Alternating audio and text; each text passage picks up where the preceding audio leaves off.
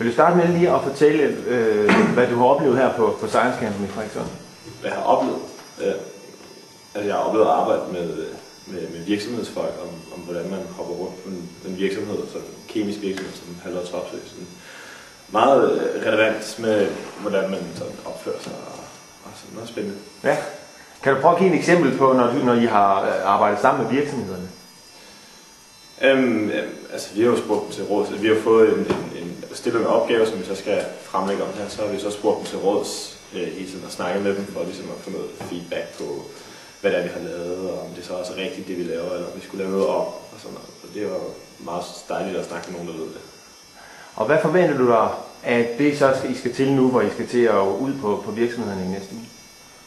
Ret meget, faktisk. Jeg håber virkelig, det bliver en god oplevelse, hvor man får en helt anden mulighed for at finde ud af, hvad det er. Altså naturvidenskab, det er kemi i mit tilfælde. Det er lidt noget andet, når man sidder i koldt, kedeligt klasselokale, og så komme ud på en fabrik og ligesom gøre det i virkeligheden og bruge det i praksis.